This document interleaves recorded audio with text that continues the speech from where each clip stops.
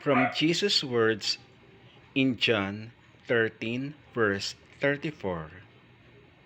Ceremony of washing the feet of the poor on Maundy Thursday.